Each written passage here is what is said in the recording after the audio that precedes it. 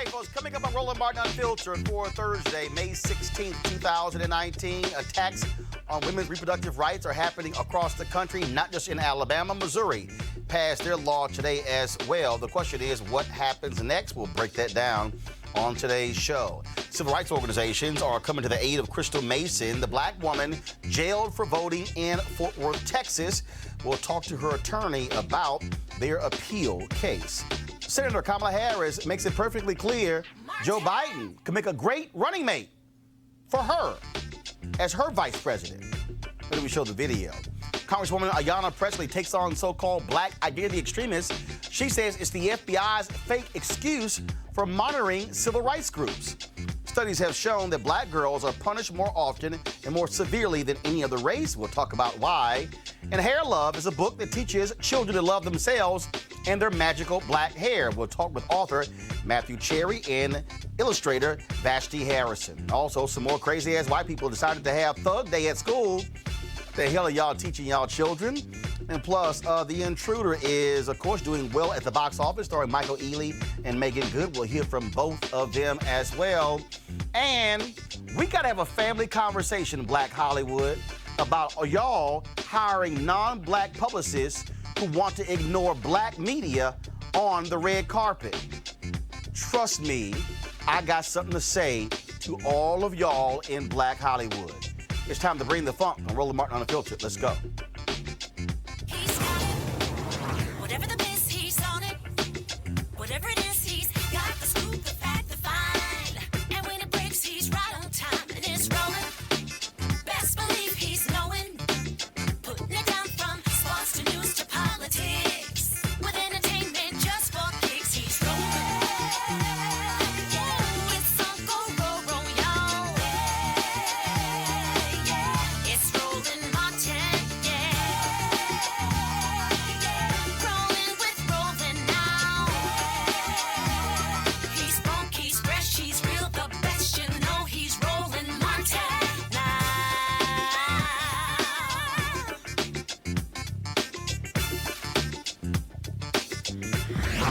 Martin.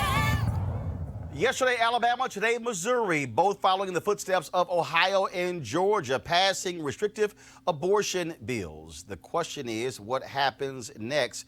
What they're doing is they want the Supreme Court to weigh in on these cases in a desperate way. The white conservative evangelicals always wanted Roe v. Wade to be overturned since it was enacted in 1973, and as a result of these laws, they are hoping the Supreme Court will hear one of these laws and take it up. The question is, what is going to happen legally? Joining us right now is Janice Mathis, Executive Director for the National Council of Negro Women. Also on our panel, we have Dr. Greg Carr, Chair of the Department of Afro-American Studies, Howard University. We also have, of course, Erica Savage-Wilson, host Savage Politics Podcast, and Mustafa Santiago Ali, former Senior Advisor for the Environmental Justice at the EPA. Janice, I want to go to you. You're a lawyer as well. This is what they have been gearing up for quite some time. I have been telling black people that these battles were happening on the state level. When you saw what took place in 2010 with Democrats losing big on the congressional level, they also lost significant seats on the state level, gubernatorial mansions and state legislatures. Now we're seeing it. We saw ALEC, we saw Stand Your Ground, we saw voter ID bill. But this issue here is one that is tops. And so Alabama, Missouri, Georgia, Ohio, we can expect to see others. They want to force the Supreme Court with 5 conservative justices to strike down Roe v. Wade. I think you have to go back to really understand this, Roland. Go back to Anthony Kennedy's replacement. Anthony Kennedy was a swing vote. He was the pivot point around. He was conservative, but he could pivot. Moderate, yes. He could pivot, depending on what the issue was. His appointment of his replacement has now made it 5-4 in the other direction. And if Roberts does not vote to save Roe, it's probably gone. I think, though, it's important to note that maybe Alabama went too far. The law is so extreme that the court may be tempted to, for the reputation of the court's sake, not because they want to save women or save health care, right, but because when you start talking about jailing doctors and doctors and physicians who perform abortions can get decades in prison. Now you've gone what we would call in the law overbroad. Hell, Pat Robertson. Say you've done too much. When Pat Robertson says you've gone too far, Then you've gone too far. damn. Of all people. And so we'll just see. Of course, now, there have been other instances where the court was willing to go too far. Bush v. Gore. They went too far then. People, I never shall forget, we were on the phone, smart lawyers telling me, oh no, the Supreme Court will never take that case up because the Supreme Court doesn't side local election matters. But they decided that one. So it's And limited their ruling just to that said case. it has no precedential value. Erica, we'll see. Erica, the thing that was interesting about this whole back and forth, if you look at public opinion, a majority of Americans say leave Roe v. Wade where it is. People view this as a personal decision. Yeah. When you look at Alabama, not just jailing doctors, but literally refusing to even have rape or incest included in that. You have people out there, conservatives like Matt Walsh and others, who have been getting blasted on social media saying, how dare you can be for this. I've had people who were criticizing me because I've said, oh, how can you call yourselves pro-life but you support the death penalty? Right. And then, of course, some conservative, they retweeted it. And so all these trolls start coming at me. And I said, I'm sorry. I'm just repeating what the Catholic Church said. But the opinion of the Catholic Church is they are absolutely against abortion, but they're absolutely against the death penalty. Right. And what you have here is you have people who call themselves pro-life, but in fact, they're not pro-life because they got no problem putting folks to death. Absolutely. And then they absolutely have no problem with oppressing Black and brown people. So the way that we look at it broadly is to say that this is about women's bodies, but then at the same time, who are the people that we are not only electing, but then that we are also funding their campaigns that do stand with those people who really are scared of the browning of America.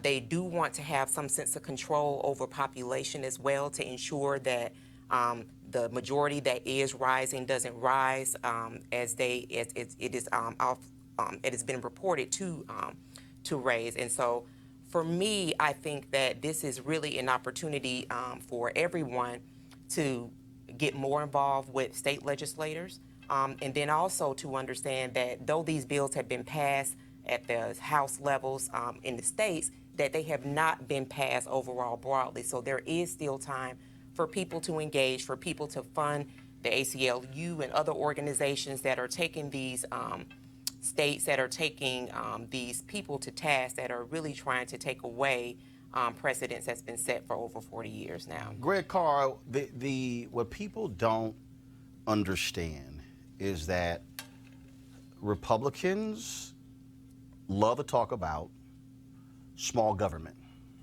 getting government out of our lives. But the reality is these are the same people in Alabama who passed a law that says city councils cannot take down Confederate statues. Same thing in North Carolina, same thing in Virginia. And so I call, even on issues like this, my pastor calls it situational ethics. They have situational faith. They have situational values. Where again, it's always, oh no, it's local until we have power, and then we're going to make it perfectly clear that since we have power, we're going to tell y'all what to do. Yes, the scholar Marimba Ani refers to it as a rhetorical ethic. They just say anything to get what they're after. They're going to push this federal experiment called the United States of America until it finally breaks. That's what's going to happen. John Roberts has a decision to make. I agree with you, Janice. Is there going to be judicial legitimacy for the federal judiciary, where they've already picked up almost a quarter of all the lower court federal judges in the past 2 years? Is there going to be respect for a federal judiciary nationwide, or are they going to go for this power grab? This is absolutely coordinated. You mentioned ALEC. This is being coordinated. Of course, Alabama's the overreach. They're going to test the outer limits. But we'll know as soon as Monday whether or not they're going to hear the challenge to this Indiana law, which has a couple of troublesome provisions, and you've got one coming up from Louisiana. They'll certainly probably hear this. You only need 4 votes on the court to allow to them to hear a case. They set their own docket. Justice McConnell, also known as Neil Gorsuch, is in a trio with Alito and Clarence Thomas, who said recently that there are 2 bad decisions Roe versus Wade and Dred Scott. So this is about stare decisis as well. This is set law, 50 years. If you attack this, John Roberts is going to have to choose. Either he's going to go with the theocracy of Mike Pence and the other rhetorical ethicists, or they're going to create a situation where this country is going to fraction beyond recognition, because some states you're going to be able to terminate a pregnancy and others you won't, and then you're going to see states saying, you turn that megabus around from Georgia, you're not coming into Virginia to terminate your pregnancy. Well, in fact, Mustafa, Georgia's law penalizing you if you cross state lines. Yep. What you also have here, and I really need people to understand this, which is why so many of our people have got to stop watching mainstream media who refuses to really properly put this in context. This thing goes beyond just the abortion laws. You deal with the issue of abortion. You look at voter ID. You look at voter suppression. You look at the attacks on civil rights. What you have here, you have a clear design of a political party who knows that they are a largely white party. They know that we are 24 years away from becoming a nation majority people of color. So what they are doing is they are trying to cement, put in place the infrastructure that goes beyond 2043, put in place the infrastructure that will keep them at the levers of power for an additional 20 to 30 years. So now we're talking about 2063. Now we're talking about 2073. And because they see what's going on, they see African Americans, Latinos, Asians, Native Americans. They see, the story came out the other day about the birth rate being the lowest in 32 years. The whole deal with illegal immigration. All of this is really about how do we lock in place this power where we maintain control of the court system, we maintain control of the laws, and I'll throw in before you answer, even the gerrymandering case that's before the Supreme Court, which is why Kennedy was also huge, because he said there may be a legal reason for us to step in. If this Supreme Court allows gerrymandering, it will allow Republicans to draw these crazy lines to continue to maintain supermajorities in Florida, in North Carolina, in Alabama, in Mississippi. We can go down the line. That's really what's happening here. Without a doubt. It's about power and it's about hypocrisy. All we got to do is look at South Africa and how people stayed in power for hundreds of years by making sure that they addressed the infrastructure, made sure that they controlled the judges, controlled the legislature. All these various things were in place so that they could control, even when the numbers were, they were in the minority, they still were in the majority of the control that happened in that space. When I talk about the hypocrisy of this, it's interesting that people want to legislate women's wombs, but they don't want to legislate the fossil fuel industries that are causing miscarriages by women. They don't want to legislate the assault rifle companies and everything that's going on in the gun space. So that's the hypocrisy that goes in there. Well, not only that, I have not seen any of these ardent pro-lifers in Flint. I have not seen any of them, Janice, demanding something happen to babies that are the way you have miscarriages, because of the water in Flint. See, this is where they're fraudulent. They're fraudulent because they are also not on the front lines. Where are the pro-lifers about the black woman who was killed by the cop in Baytown, Texas? See, this is why they are full of it about being pro-life. They are not pro-life because they do not care when a cop guns down somebody in Baytown, Texas. They don't care about Philando Castile. They don't care about it. So they're not actually pro-life. No, they're not. And I think I want to pick up on the brother's point that they're also anti-majoritarian. Majority rule. One person, one vote. Those are the principles on which this system is supposedly built. But now you've got with voter suppression, with gerrymandering, and I would submit to you with campaign finance reform. Money is speech. As long as we have more money we can become oligarchs.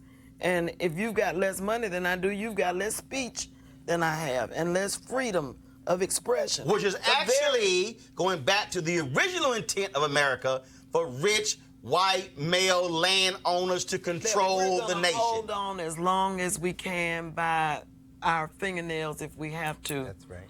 To power in this country. And that's why I think it's important for your show and every right-minded brother and sister like you to express how important it is that we participate in this system so that we can express ourselves through the vote. Appointment of judges may be the most important thing that a president does. And again, for all the folks out there who are sitting here watching us right now, and let me also be clear. I am not saying you cannot be a person of faith who opposes abortion.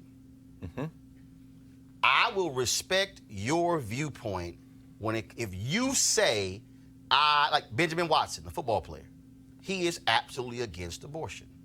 Fine, that's his opinion. My issue is when people in Alabama pass that law, and according to the CDC, Alabama is #1 in the nation with infant mortality rate. Right. See, so if you care about babies, Janice, Erica, Greg, Mustafa, then show me how you are addressing being #1 infant mortality. They don't care about your That's babies. not- Yeah. Because we're not human That's not- beings. They don't care about poor white babies. Right. You know, this is the challenge. This is really what we're faced with. And we don't have to look any farther back than Reconstruction in this country. That was the last time this country attempted, at least a region of it, to build something beyond that white supremacist model that you mentioned at the beginning, Roland. These folks don't care because we're not human. It's about power, as Janice said. I mean, look at John Roberts and the First Amendment. So when you look at the First Amendment, that explains John Roberts' judicial philosophy towards something like Citizens United. Money is speech. Money is speech. However, there is no right to privacy written into the federal Constitution either. So when you look at Griswold versus Connecticut, when you look at Roe versus Wade, these are things that speaking to an inherent right that the judges have interpreted in a Constitution, speaking to a common humanity. Finally, America has never been a nation. There is no common culture. This is a state where people are fighting to avoid last place. This oligarchy is going to run until this thing breaks. And then when you see places like New York City and New York State, where now they're saying maybe we'll use public funds to help somebody terminate a pregnancy. Now you got the deepest principle, which is the one you just raised. I don't care what somebody else believes as long as my right to believe what I believe is protected. That's the fundamental right, and that's the thing they have no interest in a theocracy. And what decisions does the state have the right to make on behalf of free individuals? That's right. Right. That's the question. That's the crux. But for the folks who are watching, and let me read this here. My man Cleo is on our YouTube channel, and he tweeted this. Let me find his tweet. He said, "quote They are not hypocrites. They are consistent and focused on a clear agenda." Right. It's true. The right has always understood how critically important Supreme Court is. Yes. Which is why the moral majority came to power in the late 1970s, 1980s with Ronald Reagan. They understood that. For the people, again, who are at home, this is why also y'all got to learn y'all got to read. Here we go to my iPad. This is a book by Jack Bass. It is called Unlikely Heroes, a vivid account of the implementation of the Brown decision in the South by Southern federal judges committed to the rule of law. Now, everybody who's watching, let me just unpack this, and then I want y'all to respond. What you have to understand is that there were 2 Brown decisions. There was Brown 1 and Brown 2. Second, the Supreme Court said all deliberate speed, which actually meant slow as hell. They actually left it up to the lower courts to actually implement Brown versus Board of Education. Many of the legal procedures we have now, such as injunction, did not exist prior to Brown. That was literal law that was created by these federal judges. The Fifth Circuit, which covered Alabama, covered Texas, covered Mississippi, these were white Southern judges. White folks thought that these white men were going to uphold racism. In fact, they didn't. They upheld the law. They were ostracized kicked out of country clubs and others. Run out of time. And the judge said fine to one of the wives. She's like, what are we going to do? He said, we just going to be by ourselves, because he understood the rule of law. If you don't understand all these conservative think tanks, I need you to understand that conservative think tanks came out of the Black freedom movement. As a result of Brown 1, Brown 2, then those legal decisions, everything began to change. Now, some of you may begin to say, well, Roland, I don't understand, because I can recall folks like William F. Buckley, how Republicans were all about supporting civil rights. You're absolutely right. Until this book came out. Here we go to my iPad. Conscience of a Conservative by Barry Goldwater. That's right. It is this book, Barry Goldwater, opposing the 1964 Civil Rights Act, that completely flipped Republicans, who then became the biggest critics of civil rights. Who did they hate the most? The courts.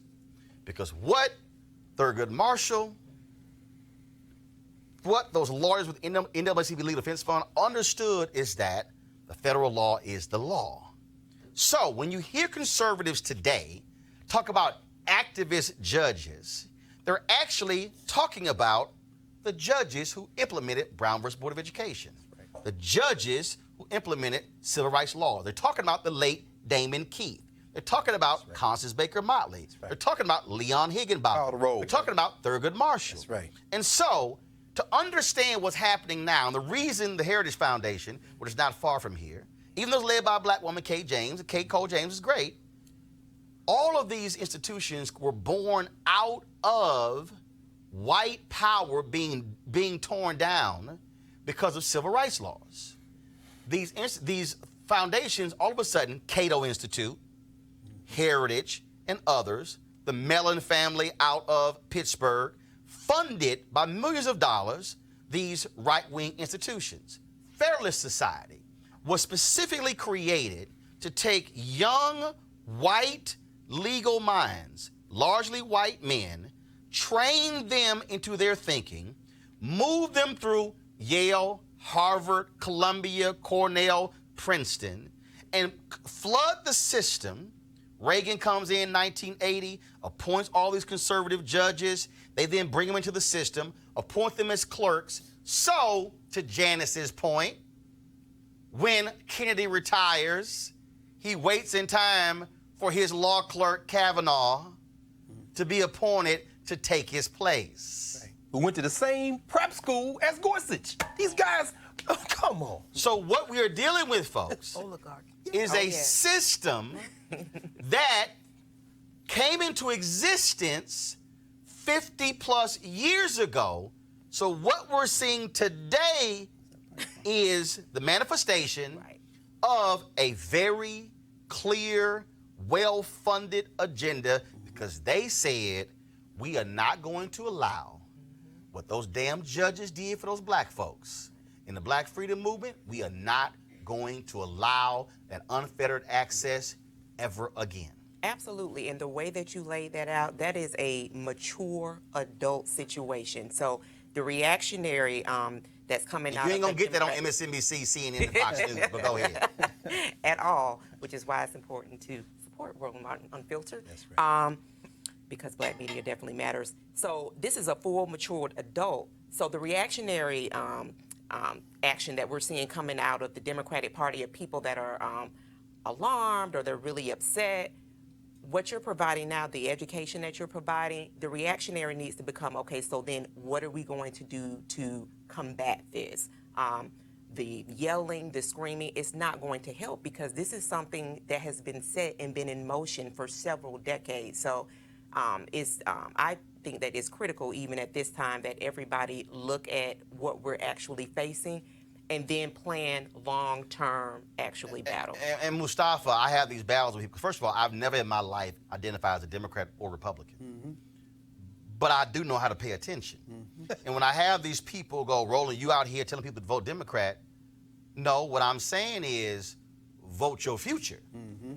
Which means you better decide who is more likely to appoint people who are more like to think like me, because these federal judges will be determining whether it's a class action lawsuit or not. These federal judges will be determining whether or not we actually take over, like what took place in Texas when it came to a federal judge took over the Texas prison system. Yep. See, that's why all these people who are running around here who are hollering, yes, and I'm going to say this, Tangibles 2020, who are hollering ADOS, I need y'all to think a hell of a lot deeper, because to say, oh, even if we got to deal with Trump 4 more years, the president can only serve a maximum of 8 years, right, but they are appointing people who might be there 40 and 50 years. Mm-hmm. And what you need to understand watching is that current Supreme Court justices, when they are writing their rulings, literally are using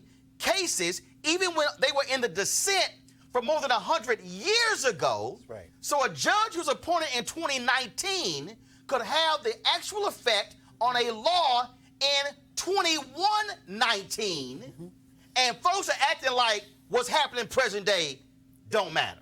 Yeah, I mean, as everybody has said, it's all about understanding the power that exists inside of your vote when you don't get engaged in the process, how it plays out for literally decades and decades. But here's the other part that plays into this. These same individuals, when I worked on Capitol Hill, they are the same folks who will also end up being chiefs of staff, who help to frame what the laws are going to look like, and then the interpretation of those laws goes to the courts. So there's a 1-2 that's going on there. So we have got to understand this game. This is 3-dimensional chess that's going on, and we've got to get engaged in this process and help to actually sort of change things out. And progressive and Democrats on this, Janice, do not take the courts as seriously as the right. No, they don't. I would like to offer, though, just a smidgen of optimism. Go ahead. And it's from a point that you made, Roland, about the fact that a lot of this extreme right-wing so-called conservatism, I like to ask them, what you conserving? But that conservatism really comes as a reaction to the freedom movement of the 1950s and 1960s. Sure. They went, you talk about with all deliberate speed, from 1954 when the decision came down, it was 1967, 68 before schools started to be desegregated in the South. Mm-hmm. It was called massive resistance. That's right. Massive resistance to what? Burgeoning Black Power movement that really started in the 1940s with African-American soldiers coming home from Europe saying, I ain't gonna be treated like no boy. Precisely. Well, there were actual gun battles in train stations between black soldiers and white soldiers. And so despite the fact that there's superior military resources, superior financial resources, we have been able to fight back and win against this juggernaut. And when we awaken unto ourselves, I predict that we will do that again. So the folks, Greg, before I go to you, before I go to my next story. So for the folks who are watching, I need you to understand when you talked about how they're playing chess. Mm-hmm. If Republicans are able to get the Supreme Court to validate and rule constitutional gerrymandering, that means it will then go across the state. So it was ruled unconstitutional in Pennsylvania. The Wisconsin case went to the courts. They kicked it back. You got the one in North Carolina. You got the one district in Maryland. You got what's happening in Texas. You have it happening around the country. So here's what happens. If the Supreme Court, the conservative Supreme Court, says we're going to declare gerrymandering to be constitutional, that means every state where Republicans control the legislature and the governor's mansion, they're going to redraw the districts to guarantee they stay in power, which means your state might vote 60% Democrat, but the Republicans will still maintain the control of the seats because they redraw the seats. Now, why does that matter? Because if they gerrymander the legislature, which guarantees them a majority or a supermajority, that means they don't even talk to Democrats. That means they can pass any law they have, whatever they want to do, which now means that if they control the federal bench, then the law that they pass, when you get sued by the ACLU or Lawyers Committee for Civil Rights Under Law or LDF, then you got a conservative who's sitting there saying, no, I'm going to throw your lawsuit out. So what they are trying to do is literally lock up state legislature, governor's mansions, federal courts, and control of the Senate. Republicans weren't tripping on losing the House. No. They were fine losing the House. It's the Senate. Yep. That's why all y'all white boys who are running for president, go sit your ass down and go run for the U.S. Senate. Run for Senate. The fool who's running out of Montana, you're not going to be president, but he could be the senator from Montana. The guy in Colorado can be the senator in Colorado. If Democrats do not take over the Senate, you can't change the judges. That's right. And that's the game, Greg. You're right. I mean, Roland, I think the one difference we have now that we didn't have before, I'm talking about from the beginning of the Republic when you see a tiny black elite begin to petition the courts. I'm talking about the Civil War period when the black abolitionists and the whites began to push. I'm talking about Reconstruction where they leaned on the 14th Amendment, 15th Amendment. I'm talking about the second Reconstruction where they leaned on Section 2 of Article 2 of those amendments to get empowering legislation. The difference between all those moments and now, these people have abandoned the rule of law as a principle. Yes. So you're not talking about geniuses like Pauli Murray, or you name Constance Baker Motley, or Spotswood Robinson at the Fourth Circuit, and Earl Warren and others who say there's a constitutional framework that we must respect. Earl Tuttle out of Georgia, a white Georgian who stood up.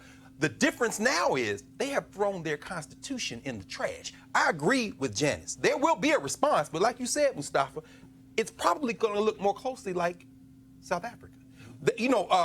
Jan Smuts came to the United States to study how to do what they call Bantu education in South Africa. He came and visited Howard University. He said, how do you train this black elite to have respect for the rules? But what happened is Nelson Mandela, Oliver Tambo, these are lawyers, Walter Sisulu, lawyers, but they were also part of a strategy that also did not take off the table guerrilla violence. There is going to be a response once we figure out they've thrown their constitution away. They're going to break this thing and it's not going to be able to put it back together. Final comment before I go to my next one.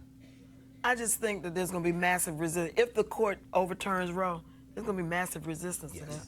Well, again, what we are seeing is the reality of white fear. I've been telling y'all this. This is white fear. We're saying South Africa for a reason, because they are afraid of 2043 and what that means. Folks, top civil rights groups will help Crystal Mason appeal her 5-year sentence for trying to vote. She's a black woman out of Fort Worth who was sentenced to 5 years in jail on the state level for unknowingly casting an illegal ballot. Now, remember, she went to federal prison for violation of her parole as a result of this. The American Civil Liberties Union and the Texas Civil Rights Project said they'll be appealing Mason's verdict, saying her case is an issue of voting rights. Now, Crystal was supposed to join us today, but the prison board denied her request to appear on television. We're joined now by her attorney, Kim T. Cole. Kim, glad to have you back on Roland Martin Unfiltered. Thank you for having me, Roland. First of all, where's Crystal now? How is she doing? Crystal is currently serving out the remainder of her federal sentence at a residential reentry center, which is commonly known as a halfway house. She is still in custody of the Bureau of Prisons, but she is no longer in prison. And go ahead, I'm sorry. I'm sorry. She's doing okay. She is very anxious about this impending 5-year sentence. And she's also having some financial difficulty due to having been incarcerated for the last 7 months. And last we had you on, we talked about that, the GoFundMe campaign. How is that going, trying to save her home as well? How's that going? We've raised a significant amount. We haven't reached the goal. We haven't even reached what's owed on her account yet. Okay. So hopefully we can still get that pushed through. I'm pleased that the ACLU and the Texas Civil Liberties, the Texas Civil Rights Project have joined in the fight with her appeal. Hopefully we can get her 5-year conviction overturned, and we want her to have a home to come home to. And again, you talk about them joining in and assisting you and standing up for her. Obviously, for you, having these legal assets is critically important.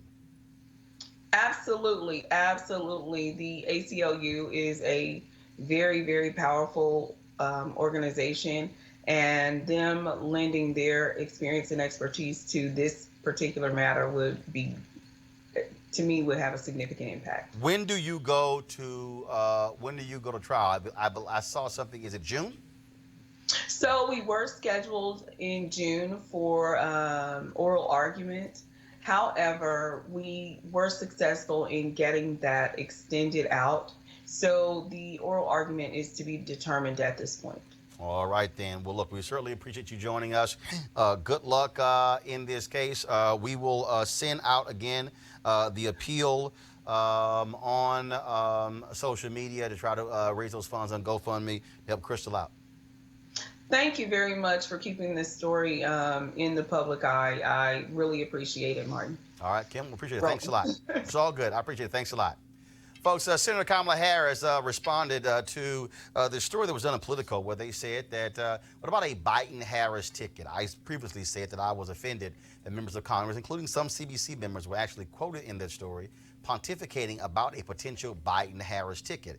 I said that it was grossly disrespectful to Senator Harris, who is not running for vice president, who's running for president, and there's not been a single vote cast. You have not had one debate yet, and somehow Joe Biden is being treated as he is going to be the Democratic nominee. Well, Senator Kamala Harris was asked about that, and this was her response. Sure, if people want to speculate about running mates, I encourage that because I think that Joe Biden would be a great running mate. As vice president, he's proven that he knows how to do the job, and there are certainly a lot of other candidates that would make, for me, a very viable and interesting vice president. Erica, great answer. All day long. We have trafficked this through our circle of women friends, and it has been joyous to our heart. But more importantly, it really does show how there are many Americans that really feel much safer in the hands of our counterparts instead of those who have definitely labored, organized, strategize, which would be black women. But I do love the way that she answered it because she answered it with so much swag, but really got straight to the point that she is running for president. And I don't know that anybody actually runs for vice president. So when you talk to her about the position that she's actually in the running for. And Janice, look, that was the game that was being, look, the whole deal early on, Biden Abrams. And like, you might want to ask Stacey Abrams if she want, Stacey gave a pretty good answer too, didn't right, she? right. They said, that's not what I'm doing. But what is really interesting to me, because you got Bill de Blasio, Mustafa, who jumped in a race today, the guy from Montana, I know what the hell his name is. Yeah. You got all these folks running. And look, even Senator Kirsten Gillibrand, who's polling at 0%. Mm-hmm. It's like, really? Just what the hell? And media, largely white men, are somehow raising these people up as if they're these amazing candidates when I thought it used to be, you know what, you need to be a governor or United States senator, have credentials, not just be a mayor of a city that's 150,000 people. Yeah, it's amazing how, people will automatically give men a pass and assume that they have the abilities and skills that are necessary. White men. Yep. And specify. Senator Harris, she's been just killing it for a long time and just doing, just some great things in California. Now, there's some challenges there also, but she My issue, got you haven't had one debate yet. Well, no, it's true. That's true. It's May. Yeah. You haven't had one debate. Right. And Joe Biden has run twice Yep. and didn't do well.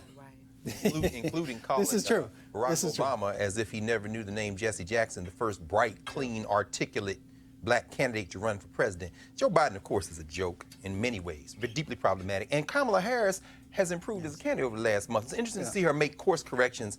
That being said, Beto O'Rourke needs to be trying to, as you said, take out John Cornyn in Texas.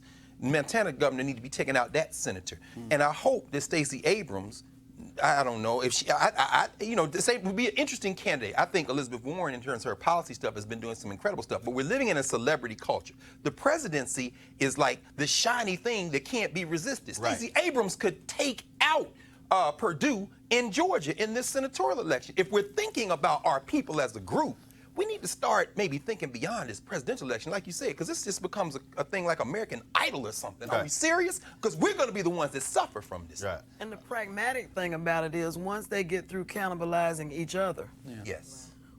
none of them will seem attractive enough to be Janice, president. please, talk about that. Yeah. What does that mean? Yeah. Well, it For us. means that in order to, if you got 20 people in a field who are running, you've got to go negative at some point. Right. Your polling is going to insist that you Right. at some point find their weakness, make the comparison. And so once they eat each other alive and expose all of each other's faults, who's going to be left standing that people will identify with enough to vote for, if it is a celebrity culture, which I agree with you about. All right, folks, go ahead real quick. I was just going to say, everybody has the right to run, but we got to ask the question also, why are some of these people actually running? Right. When you don't have any new proposals, you haven't done anything outstanding in your career that sets you apart from, you know, other folks who actually have a legitimate chance. Well, they all looking at Trump, saying, well, hell, he won. Why not me? That's right. Y'all, He has lowered the bar now. no, he ain't lowered the bar. He done obliterated the bar. All right, folks, we talked about, of course, white domestic terrorists often on this show, but the FBI somehow is focused on black extremists. Yesterday, the Democratic oversight hearing, where you had Congresswoman Ayanna Pressley, who jammed up the FBI and asked about the legitimacy of the FBI's claims against black people. Check this out. And the chair now recognizes the gentle lady from Massachusetts, Ms. Pressley. Thank you, Madam Chair. There is not a single doubt in my mind that the growing number of hate crimes taking place in this country are a byproduct of the hateful rhetoric being spewed regularly by the current occupant of our White House. This administration has emboldened white nationalism, white supremacy, and far-right extremism, including anti-Semitism and Islamophobia, all while suggesting these groups do not present a growing threat to our communities and national security. We know otherwise, and the witness testimony we've heard today is further proof that this is not the case. I want to thank the witnesses for being with us today, and I want to extend my deepest condolences to Mrs. Bro and the countless other families who have lost loved ones due to intolerance, hate, and bigotry. Mrs. Bro, your courage to come before us today and to stand up for what is right is a testament to the love that guided Heather's life in her quest for racial and social justice.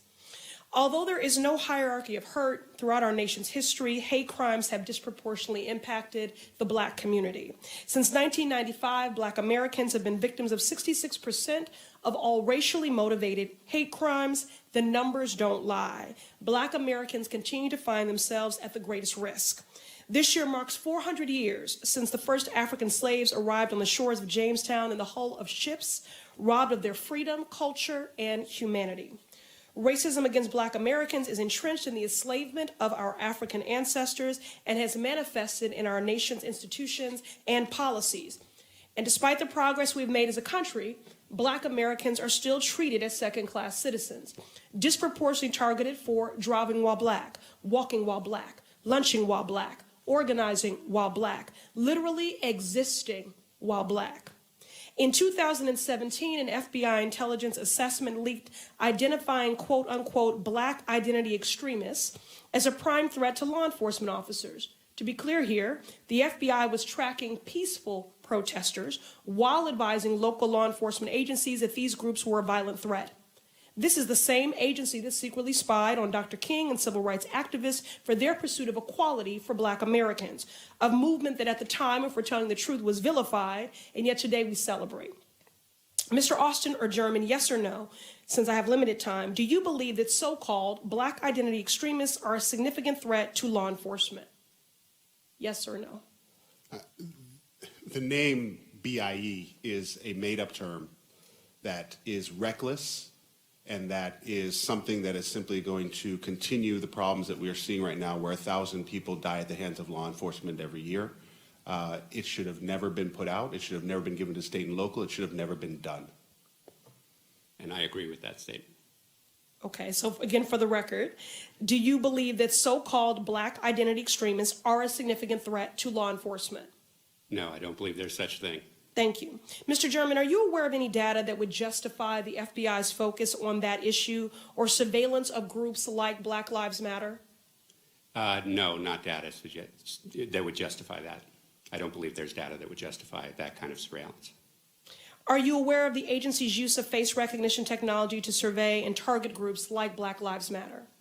I'm aware that facial recognition technology is being used in law enforcement broadly and by the FBI as well. And at a time when black Americans are 3 times more likely to be killed by police, a document like the FBI's intelligence assessment is not just misleading, it is reckless and dangerous. Mr. German, what do you see as the danger posed by the FBI's messaging on so-called black identity extremists? Well, if you look at that intelligence assessment, it it has a lot of information, very poorly analyzed, putting things that are not related together in a way that poses a scary message to law enforcement without any advice about what to do about it. So all that they can do is be afraid that black activists pose a threat to them. So when any kind of group goes out to engage in its First Amendment rights, the way the police are going to respond to them is as if they are a physical threat to law enforcement, and that can be very dangerous. All right, and since I'm running out of time, Madam Chair, I ask unanimous consent to include a statement for the record from Rabbi Jason Kimmelman-Block, Director of Bend the Ark Jewish Action. Without objection, so ordered. Thank you. One of Heather's last Facebook posts shared was, and I quote, "If you're not outraged, you're not paying attention," unquote. I hope this conversation sparks the outrage that we need to finally shed light on the evils of white nationalism and far-right extremism and invokes the will and the courage to tackle it head on. Thank you, and I yield. So I want to play that full for you because more than likely you did not see that last night on any cable news network, which is why it's important because they probably are spending their time talking about Iran or Trump or some nickname he's given some candidate. But the reason we exist is to be able to speak to our issues, and that is one that's critically important to us, such as this one. In interviews conducted by USA Today with more than 24 researchers, academics, educators, juvenile justice advocates, legal experts, and black girls, the researchers found that black girls are being criminalized at alarming rates. They are subjects of negative stereotypes by educators, counselors, caseworkers, and judges who fail to address their trauma and emotional needs, and by school discipline policies that push black girls out of school and punish them more often and more harshly than their white peers. Now, Erica, we often hear conversations about what's happening with young black boys in schools, but the numbers are extremely troubling when you see what is happening with black girls. Right. And it's been happening for quite some time, Roland. And there was also a study out that talked about how black girls are viewed as adults as early as age 5. So that really does start the ball rolling on responsibility, the way that black girls' bodies are looked at. All of that gets started early. So that innocence period that's we seen that's given more to our counterparts, that sympathy, the delicacy, that is definitely afforded someone who is not black. For black girls, it's definitely not that way. So the criminal justice side of the house for black girls is seen much, much different, a lot more rougher. The videos that we've been seeing over the past few years of law enforcement engaging young black girls by slamming them. The pool party, I believe that was in your home state of Texas. where the young McKinney, Texas. 14-year-old girl.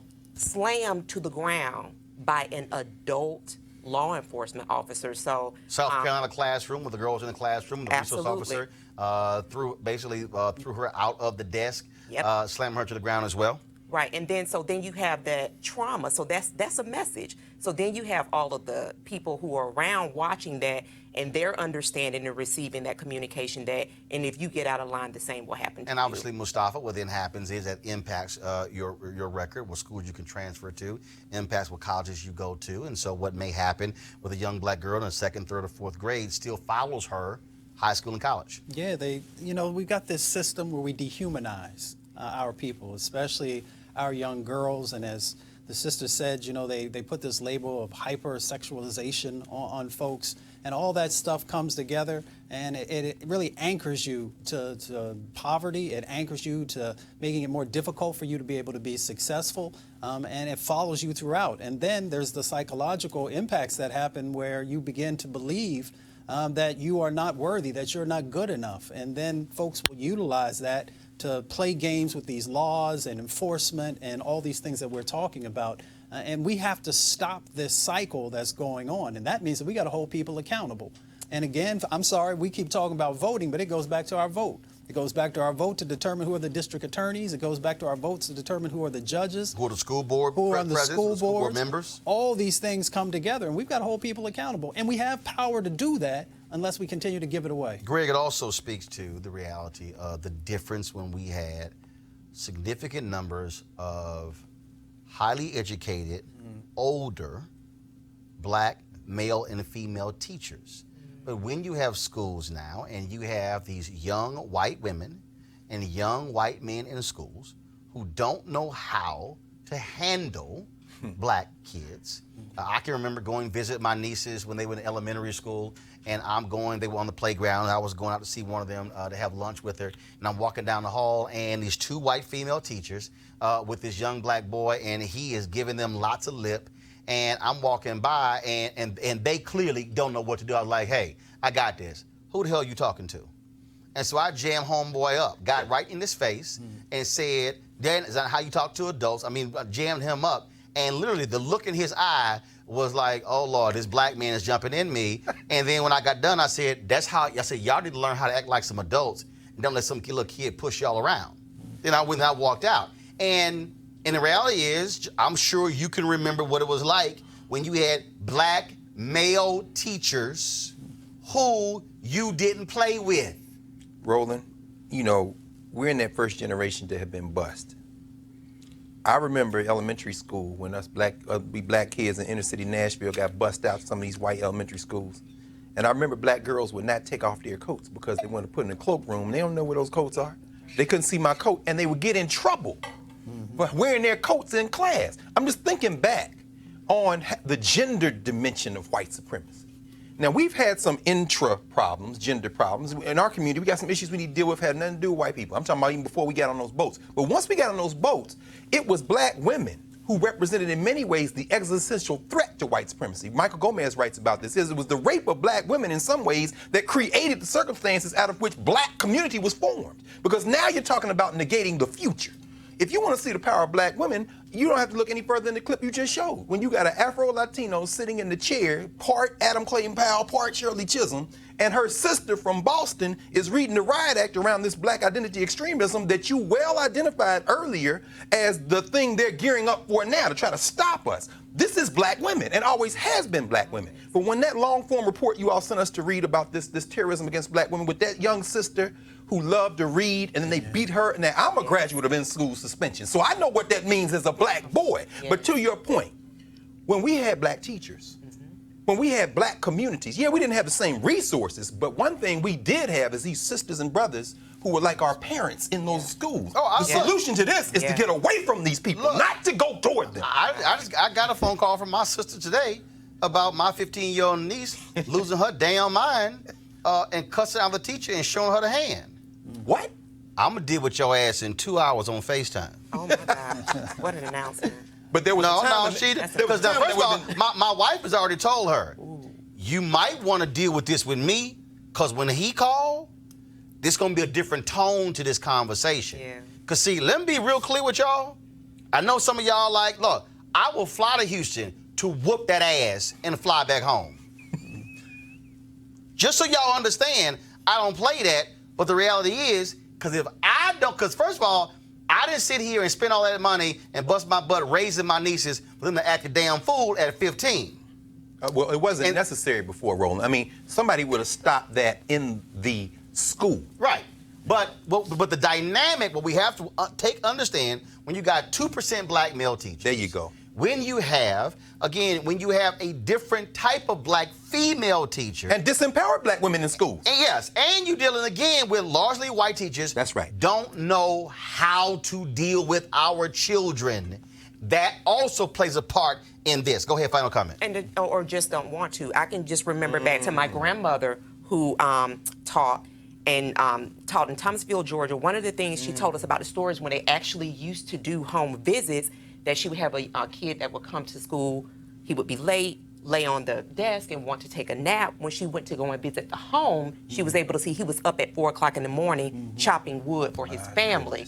So what she was able to do then was to take that information back and make sure that he had a lunch, to make sure that everything for him was taken care of, because she knew the challenges that his mother and he had with his other brothers and sisters at home. So bringing that back to the community and the dehumanization, I think it's really incumbent on our community to love on our children ourselves. That's really what, that's the nexus. And just so y'all know, when I'm whooping that ass, I'm loving. Right. Just so y'all know. Right. But and for the folks out there who don't believe in it, that's your problem. It hurts you more than it hurt her. Really hurt you more than it hurt. I'm just saying. My daddy used to say to me. I'm just saying. You can laugh now for later. I don't play. Right. I don't play.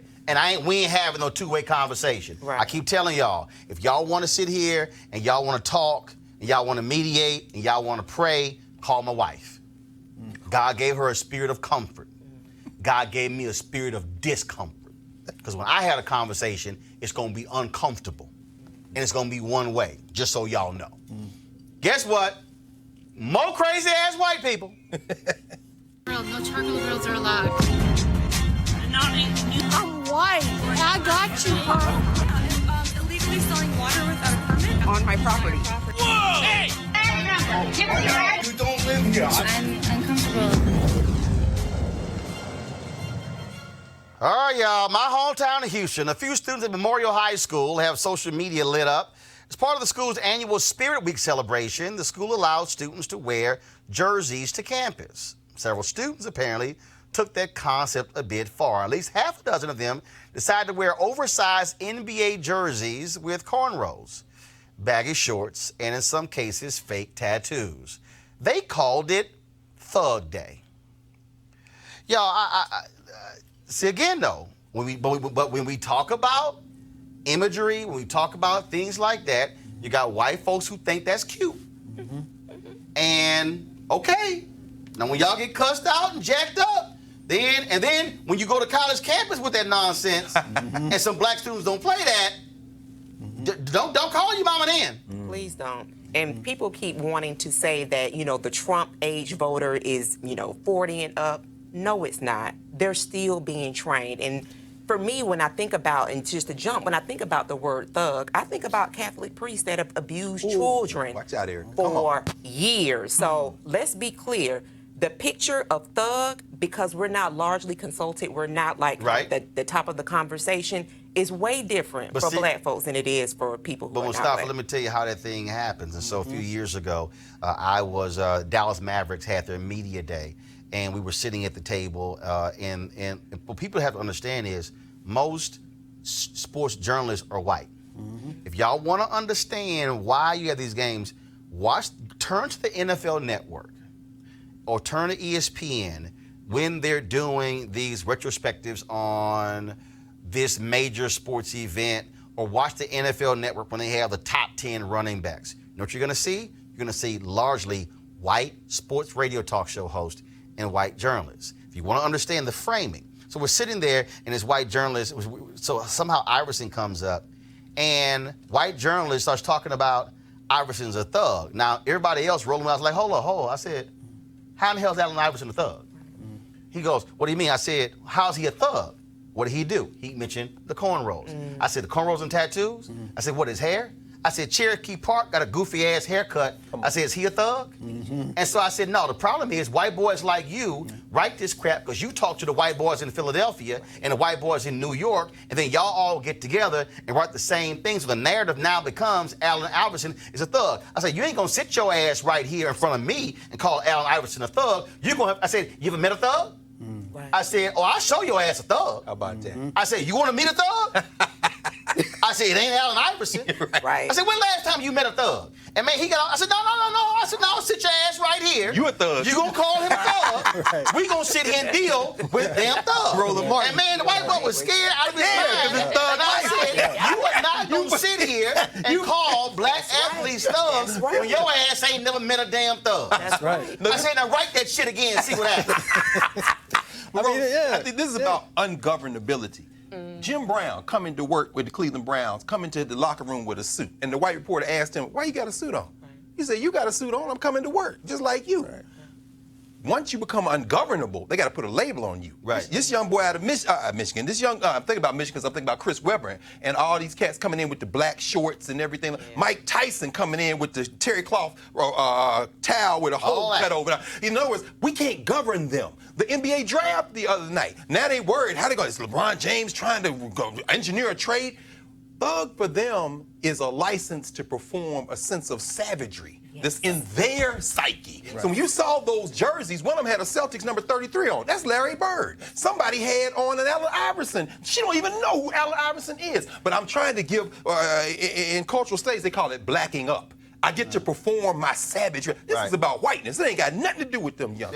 Yeah, but if you read the story, there were other days, and they did not take negative connotations for any of those other days. They showed the positive aspects, the joyful aspects, you know, the light aspects of it. But when it comes to our people, they try and find, as you are saying, the negative and then blow it up to levels that we don't even deal with in our own everyday lives. And as Roland said, we just got to check people. We can't allow it. So I know some thugs, though. You know, it's not the thugs that necessarily are in the street. There are some thugs on Capitol Hill. There's some thugs in the White House. There's some thugs in the White House. There's some thugs on Wall Street. Exactly. There's some thugs at pharmaceutical companies. Right. Yeah, now we can go there if y'all want to go there. Right. All right, folks, I told you about seeing the movie The Intruder and what a great movie it is. Of course, it stars Megan Good and Michael Ealy. And it was also, of course, directed by Dion Taylor. Robert Smith, the richest black man in America, also executive producer. Of course, while they were out promoting the movie, they talked about what it was like to actually make it. Here's Megan and Michael. I mean, I think there's a little bit of a different feeling. I think that there's freedom. You know, I think the filmmaker really gets to make the movie that they want to make without so many hands in the pot.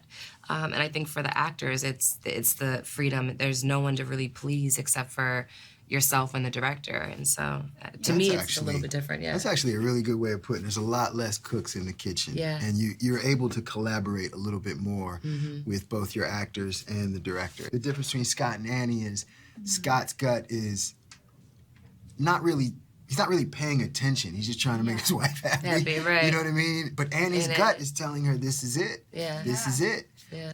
I want a house. I want a family. I want our kids to be able to play outside. This is it, 6741.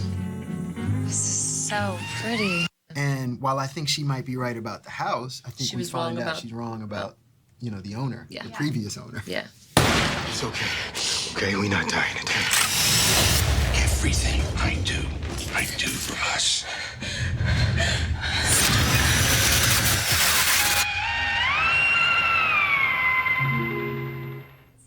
All right, folks, so The Intruder in theaters now, and so we want you to support that. All right, I know we're over our time, but we got to have a family conversation, okay? We got to have a family conversation, okay? And I'm specifically talking right now to all y'all black folks in Hollywood who have hired your non-black PR agents. So this sister put this, matter of fact, since we're going to go Hollywood, let me go ahead and put, since y'all need me to go Hollywood. All right, so this sister put this video out of what took place on the red carpet recently with Halle Berry. Press play. Times black reporters and black outlets are pushed to the end and unable to get the proper interview that they need. Well, tonight, Halle Berry interviewed with everybody. As she approached myself, and I was the only black woman on the carpet, and there was only one black male. As soon as they got in front of Lamar and myself, her PR said that she had no time to speak to us, and they began to walk away.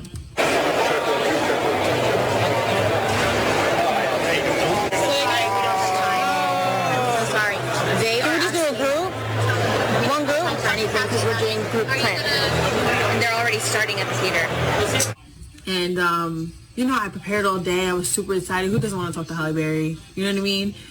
And she looked at me and she looked at Lamar and said, no, you guys are going to have me skip. I can't skip my brother and my sister.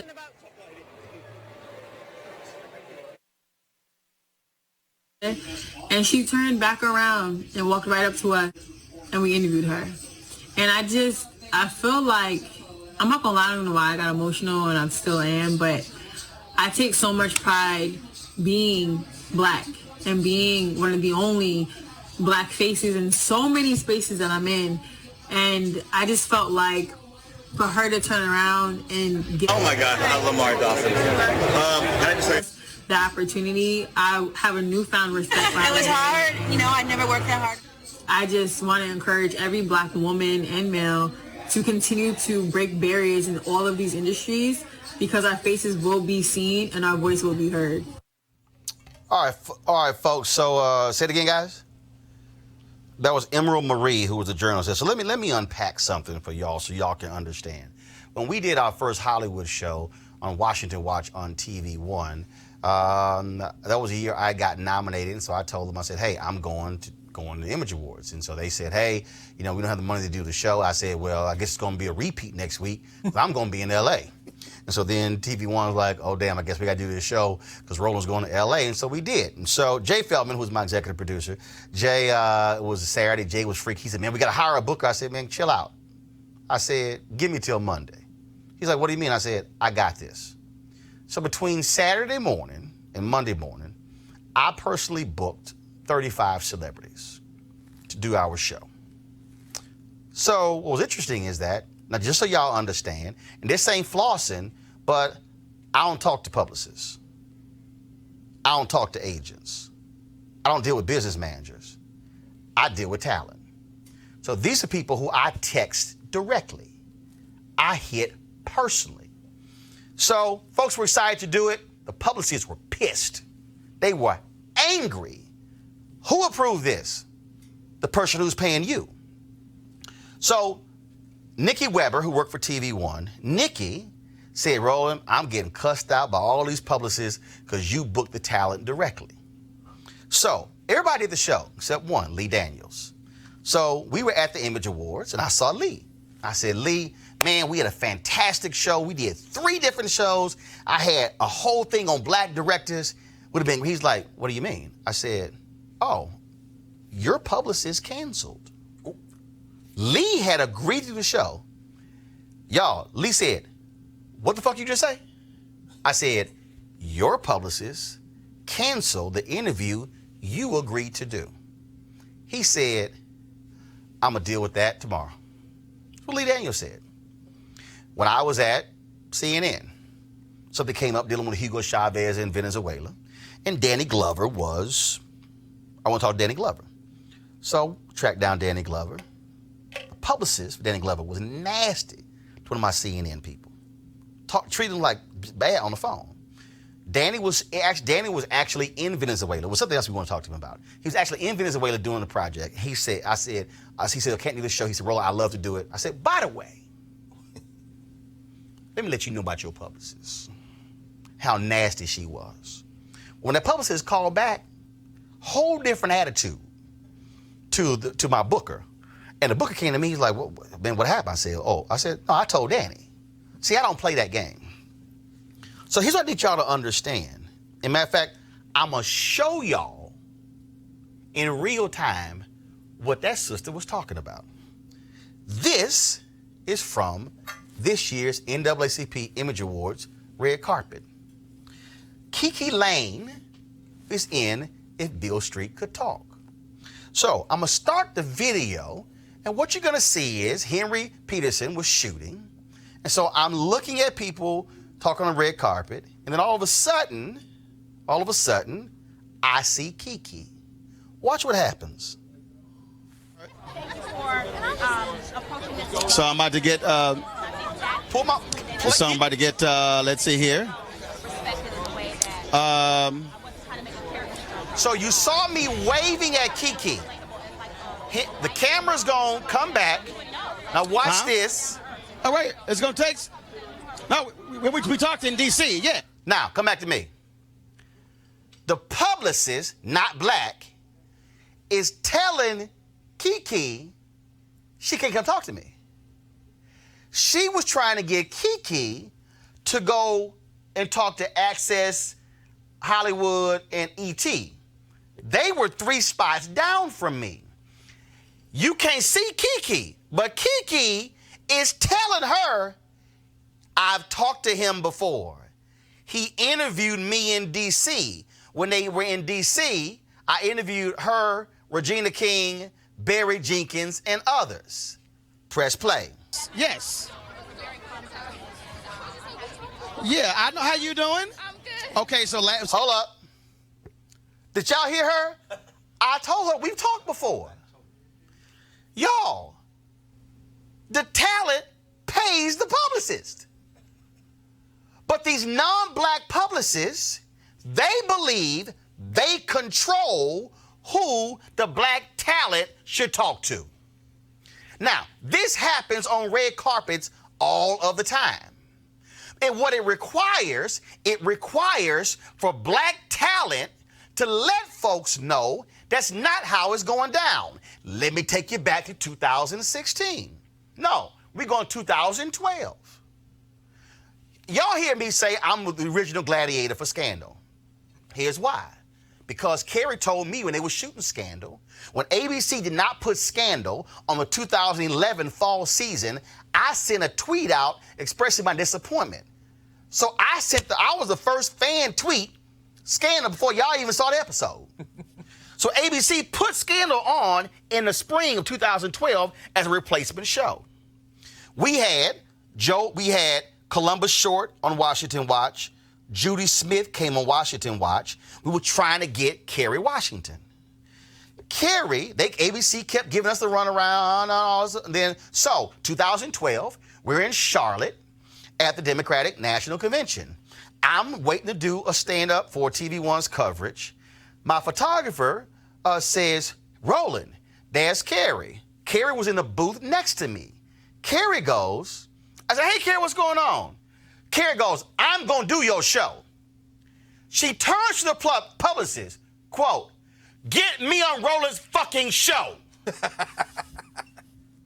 Kerry Washington was on my show that fall.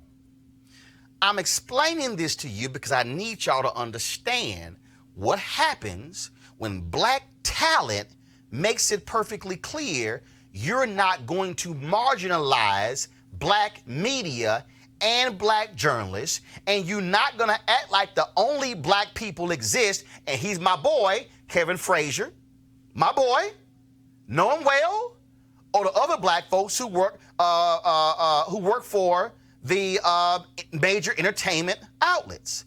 But that's the game they play. And what they've done is they have brainwashed many of these black folks to think as if they work for them when the black talent is paying them. I told y'all, Kerry Washington. We did a sit-down interview with Kerry Washington, New York. Listen to this exchange. As I have to tell you this for our audience. I've run 3 black newspapers. I've run a black website. Just do this. I've news editor of Black Magazine, news director of the Black radio station. Amazing. Produced for Black Cable Network. Keep on. Now with Black Cable Network. Preach. I've been in black media more than anybody else. And I have interviewed a lot of people, political entertainment. And I've told many people this, what I appreciate is your deal has been, I am talking to Roland. I'm doing this media. 2012, we were back and forth trying to get you on, talk about Scandal. I had Judy on, I had Columbus on. And I remember we were standing, I was doing a live shot, and you were about to do a live hit, and we didn't realize we were standing next to each other. And so we hugged, and you turned to the ABC person, you are getting me on TV1. Yeah. And you make that point that that's important. And I tell black folks in Hollywood all the time, we're always here. Your community. Don't forget us. Don't forget where you come from. Don't forget your community. Why would you want to? It's who you are. You know, you can do everything, but don't let go of yourself to do everything. Do everything as yourself, with your community. Otherwise, you'll be lost. Absolutely. Now, let me give y'all the backstory. She was doing Jimmy Kimmel and some other shows. That was for the HBO show, the movie with Anita Hill, Confirmation. That was the movie. The HBO publicists initially were like, "You get 20 minutes," and they were like, "Well, Kerry, you know, we gotta go do Jimmy Kimmel, and we gotta go do the other NBC shows." And they said, "So we need an hour, and Roland can get 20." She says, "Or they can get 20, and Roland gets an hour." We got 70 minutes with Kerry Washington. When Ava DuVernay was doing Selma. This took place in the interview with Ava DuVernay. you supported the films before anyone else. I will follow Middle of Nowhere. Put me on your radio show. Put me on whatever you, Twitter, radio, TV. I think you fly fighter planes. I don't know. You do a little bit of everything, but you always make sure that you support artists, independent artists, certainly for me, and I just want to really thank you. I appreciate it. Thank you, Good luck Roland. with it. Now, again, when she did I Will Follow, I didn't know Ava. I knew Sally Richardson Whitfield. Sally hit me, had him on Washington Watch. That was Ava DuVernay's first national interview as a director. Wow. I'm explaining all of that because Carrie and Ava and others who I know make it a point of talking to black media, making it a point that when they shoot a movie, there better be black media people who are on the junket, that there better be black media people who are interviewing them. And not just black people who work at major news outlets, but black media outlets. Because see, before Ava was Ava, she was on Washington Watch. Before some of the other folks became who they were in this black newspaper, and this little black radio show, and this black website. But see, what happens is, as folk get bigger, they forget those outlets. Now, look, I totally understand amount of time, things along those lines, but I have personally witnessed how non-black publicists will walk their clients down these red carpets and will walk them past black media, and they will only go to the major media outlets when in reality, who's gonna give them amount of time? Now see, I ain't gonna really bust out the artist, but when we were doing Get On Up, we had the James Brown movie, we had one of the prime, we got taken care of one of the prime positions. And I interviewed Mick Jagger and the director and Dan Aykroyd and Chadwick Boseman and Octavia Spencer. And that was one person who was in the movie who, for whatever reason, didn't want to sit down with me, but wanted to go sit down with Entertainment Tonight. Now, here's what was interesting. Every single person I named got their own segment, at least 10 minutes on the movie. I guarantee you she didn't get 30 seconds over there. See, my point is, you're going to need us. You're going to need us. And when the stuff hits the fan, when People Magazine don't call you back, when Entertainment Tonight and Showbiz Tonight, when all those shows don't talk to you, and now you're doing independent films, or now you're trying to produce, and you don't have the big studio behind you, who you think gonna put your story out?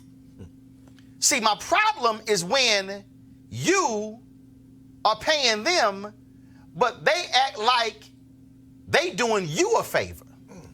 And what's required is for black Hollywood, for actors and actresses and directors and producers to say, no. Sterling K. Brown was asked backstage after one of the award shows, did he notice the lack of diversity on the red carpet? And he said he didn't.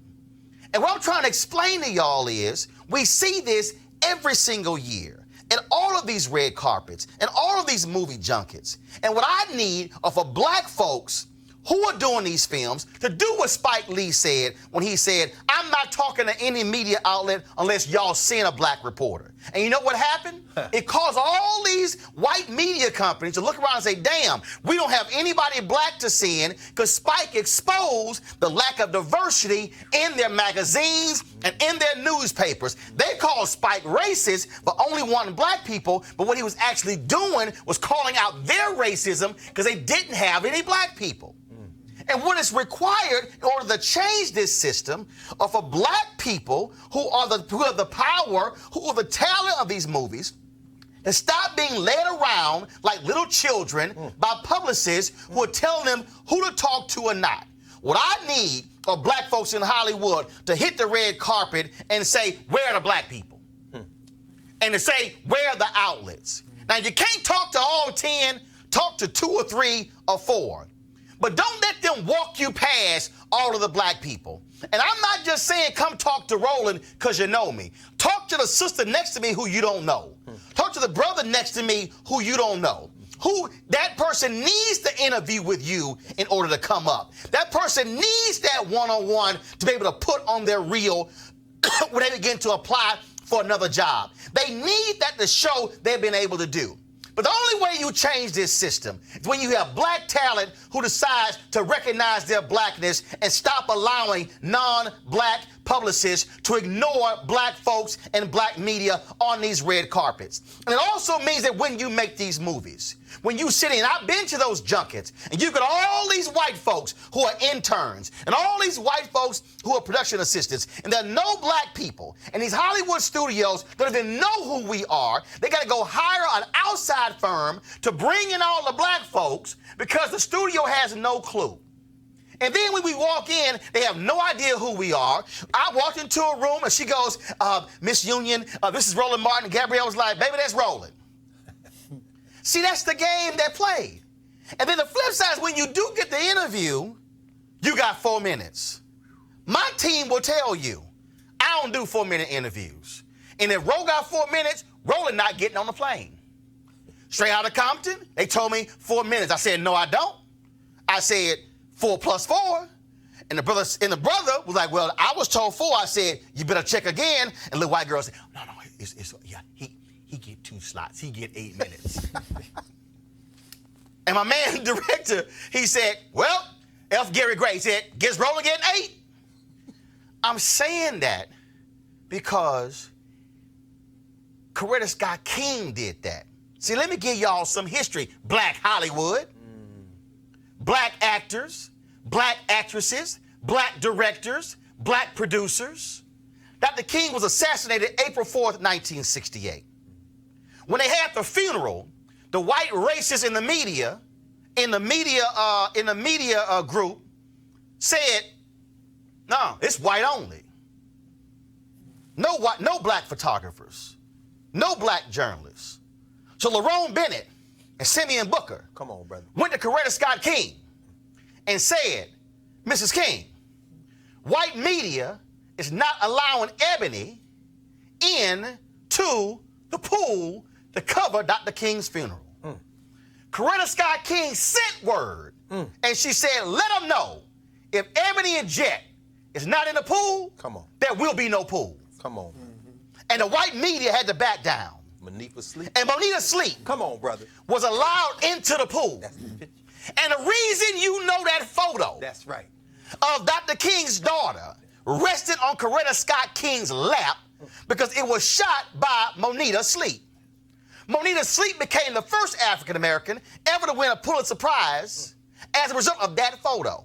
But the only reason it happened is because Coretta Scott King said there will be no press pool if black journalists, Ebony and Jet, are not allowed in it. And so I want every black person in Hollywood, I don't care if your publicist is white or male or Asian or Latino or gay or straight or transgender, I don't care what they are. I want you to do what I told y'all at the NAACP Image Awards when I won for Best Host 3 years ago. I want you to learn to return our phone calls. I want you to learn to include us in your projects. And when your pilot gets picked up, you ask the question, who are the black media outlets am I talking to? Where are the black newspapers? Where are the black websites? Where are the black television shows? Where are the black journalists? And when you walk that red carpet, you don't just stop and talk to Entertainment Tonight or Extra or CNN's entertainment shows or Fox News. And you take the time to stop and talk to black media and do what Halle Berry did. You know why? Because Aretha did it. Because Denzel did it. Because Sidney did it. Because Bill Cosby did it. Because Richard Pryor did it. And the only way the system changes is when black talent in Hollywood use their power to actually do it. What that sister described has happened the reverse numerous times. And enough is enough of black folks being ignored on red carpets trying to talk to black people and put them in movies, put them in their newspapers, in their websites, in their radio shows. The only way it changes is when black talent has the audacity to do what Bill Cosby did when they said, who's my stunt man? And it was a white man in dark makeup. And Bill Cosby said, not again. And that's why the Black Stuntmen's Association was created, because Bill Cosby said, ain't gonna be a white man in dark face as my stunt man. Y'all gonna go hire some black people. The only way this changes if Black Hollywood wakes the hell up. So enough of the awards, enough talking about Black Hollywood, how things are great. It's time for Black Hollywood to stand up for black media and for black journalists, because when Hollywood wasn't calling you and when major white media were not calling you, it was black media that had your back. The family conversation is over. Going to a break. I'll be back and Roland on the filter just 1 second.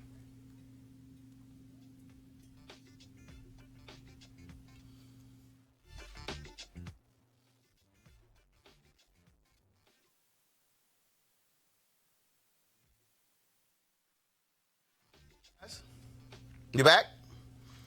All right, cool. So listen, I want you to support Roland Martin Unfiltered. Reason being, because we speak truth. That's necessary. And sometimes we check crazy white folks, we check Republicans and Democrats, but sometimes we got to have a conversation with black people as well. So please support us at RolandMartinUnfiltered.com. Join our Bring the Funk fan club. Every dollar you give goes to support this show. I will see you guys tomorrow. I want to thank Janice Mathis, who left, but Greg, Erica, and Mustafa, thank you so very much. Folks, I'll see you tomorrow right here, Roland Martin Unfiltered. We keep it unapologetically black.